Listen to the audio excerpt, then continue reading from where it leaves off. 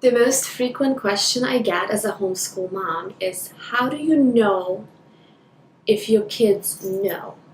How do you know if your kids are in the level that they need to be? How do you know if your kids are not behind if you don't test them? I don't test them as the school tests them, but I do give them exams. We do 11 weeks of classes, and week number 12 is our exam week. We take a whole week and we have exam on each subject that we covered. I use Mason's Alviary from Charlotte Mason Institute, and I get my exam questions from there. What I do is I look at all the questions and then I break it down by day and by subject. We do about 2-3 subjects a day, and it's the same subject for each individual child. My kids don't write very well, so I either type their answers for them or I record them on the voice recorder. This year I've been recording them on the voice recorder because I feel like when I'm typing, I'm not fast enough and they lose their train of thought. So when I'm recording them, they can just express their thoughts without pausing in order for me to catch up with them.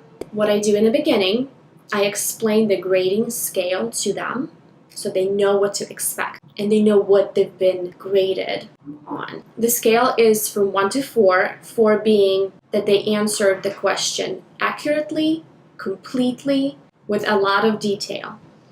And number 1, it means it's either they completely misinterpreted the question and didn't answer anything right, or they simply say, I don't know, or I don't remember. Most of the questions are open-ended narration questions. For example, tell me everything you know about George Washington. So they're very broad, open-ended. There's no specifics about it. So the child has to dig deep inside and just narrate everything that he or she remembers from the whole term. Their copywork, drawings, and nature journal are graded based on neatness and accuracy. And their recitation or singing is based on how much personality they put into it, as well as accuracy. Today is Wednesday, and our subject is English. And I feel like English is one of the hardest for the boys. What English means for my 3rd grader is the tales that he read.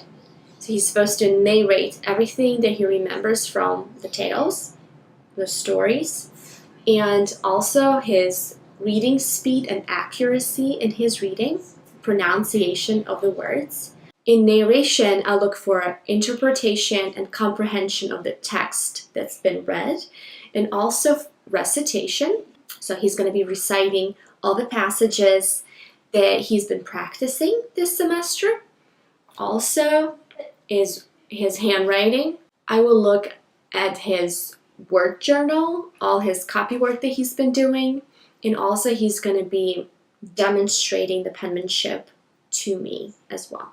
For my 5th grader, he will be tested on composition, and as I said earlier, composition is a very difficult and painful subject for him. He's an amazing reader, but he cannot spell well, and he usually gets really anxious when he starts writing.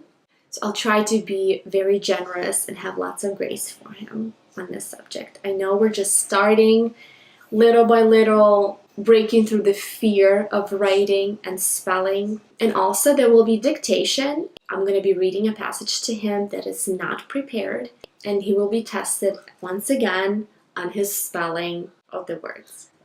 He'll be tested on grammar, and he'll be making sentences and labeling them. Also, he will be reading for speed and accuracy as well. And he's going to have recitation just like my 3rd grader, and also writing. He's been working on cursive for a whole year now. Even though I don't make him write in cursive when he uses composition, but he will be tested on his cursive.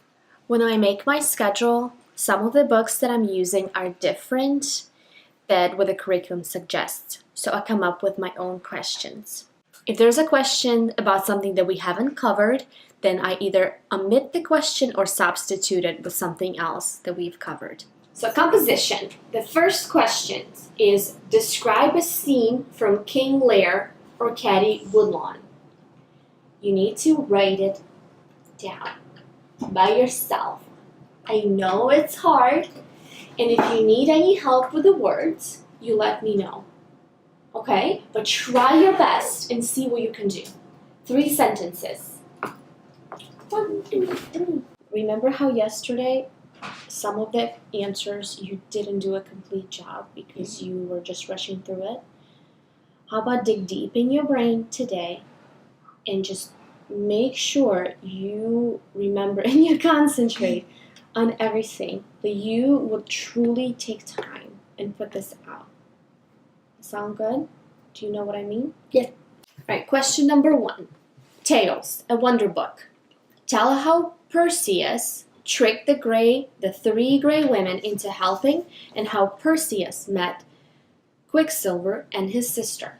And you just stand in the corner, cried about it, and then the guy who was called Quicksilver went to him and said, "Why are you crying?"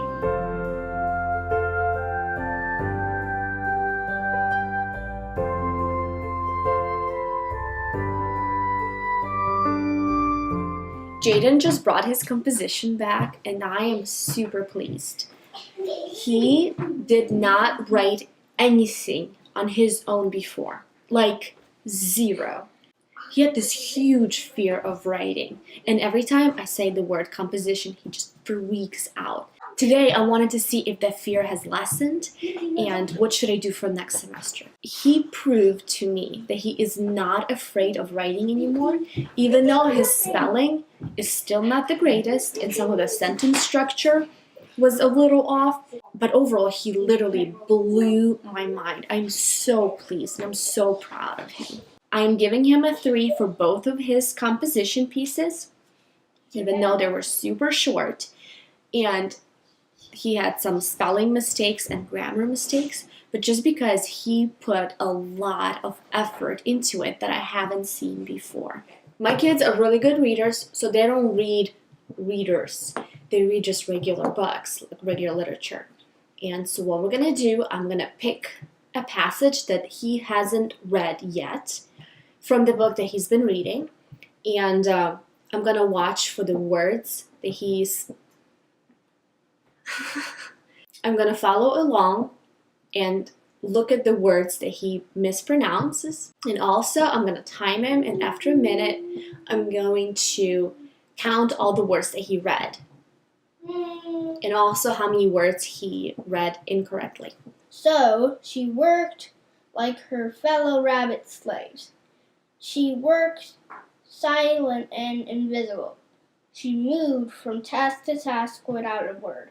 Sometimes an old song would bubble up in her mind, rise unbidden to her lips, but she would always at the last moment catch herself. She must keep her signs and keep her place. So I'm not sure if this book, the Green Ember series, what grade level it is, but he read 114 words, and according to the typical fluency rate for a 3rd grader like him, he needs to be reading between 50 and 100 words per minute. He read 114, which is above his grade level. And he only mispronounced 1 word, wretched. That's pretty good, I think. So we're going to give him a big 4 for his reading assignment. Whatever. You excited? Yes. The next on our agenda is recitation. And what Ben's going to do, he's going to recite in his best possible voice everything that he's been working on this semester. If he knows something by memory, he will tell me that by memory. And if he doesn't know something, he will read it in his best voice. Okay, go. I know the verse by memory. I traveled among unknown men and lands beyond the sea. Nor England did I know till dead love I bore to thee. Tea is past that melancholy dream, nor I will quit thy shore for a second time, for so I still seem to love thee more and more. I think it's a 3. You kind of did it like a robot. 3. You think it's a 3? 3. Well, It's a solid 3. let's look here. Songs, recitation, dance, and solfege. This performance showed mastery of technique and or accuracy, though personal interpretation and expression were largely absent. You're right. It is a 3. Big fat 3. Next is dictation. I'm going to read a short passage to him that he hasn't looked at, and he needs to write it in his best penmanship, and also the spelling needs to be correct. Are you ready?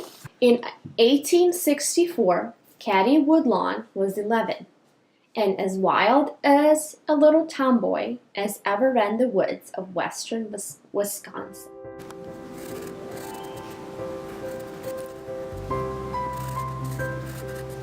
We're finished with our dictation. We do only one sentence at a time. We do exams on things that we have studied, and since we don't do more than 1 to 2 sentences of dictation, I felt like one sentence was very appropriate. After the exam week is over, we're taking a week off, and this time is going to be more than a week off since it's Christmas break. We're going to take probably close to 3 weeks off to evaluate. I look over my exams and to see what we did well, also what we didn't do so well this semester, and to prepare for the next semester to see if there's any changes need to be made or anything that needs to be added or taken away from the curriculum. Also to see if the methods that I've been using for spelling and composition have been working or I need some extra help.